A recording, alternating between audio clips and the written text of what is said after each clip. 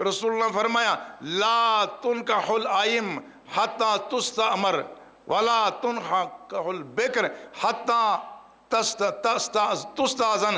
فرمایا کوئی ایسی خاتون جس کی پہلے شادی ہو چکی ہو، وہ مطلقہ ہو یا بیوہ ہو، اس کا نکاح نہیں کرایا جائے گا حتی تستأمر، یہاں تک کہ واضح طور پر اس سے اجازت نہ لے لی جائے.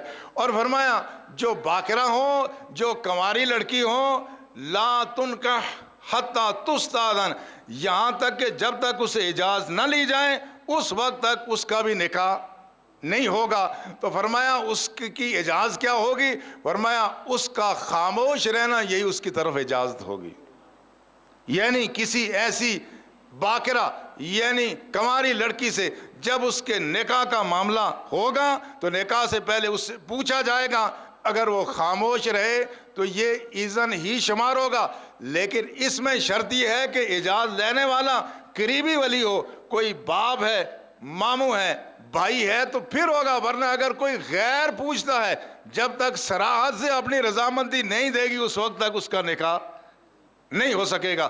اب یہ جو مختلف قسم کی احادیث ہیں، ایک حدیث میں رسول اللہ نے فرمایا جو خاتون جس کا پہلے نکاح ہو گیا ہو اب دوسرا نکاح ہو رہا ہو تو فرمایا یا احق باذنہا من ولیہا، وہ کہتے ہیں وہ اس کو اپنے بارے میں ہو کما قال نبی صلی اللہ علیہ وسلم، اس کو ولی کے مقابلے میں اپنی مستقبل کا فیصلہ کرنے کی خود زیادہ اس کو حق حاصل ہے. اب یہ مختلف احادیث سے اس سے کیا ثابت ہوتا ہے؟ اس سے یہ بات ثابت ہوتی ہے کہ کوئی باپ، کوئی ماں، کوئی ولی اگر کسی لڑکی کا رشتہ، لڑکے کا رشتہ اس کی مرضی کے خلاف کرے اور اس میں اس بچی یا بچے کی مصلحت نہ ہو، اس میں زیادتی والدین کی طرف سے ہو، تو پھر اختیار کس کو ہوگا؟ پھر اس جوڑے کو اختیار ہے کہ وہ فیصلہ کرے.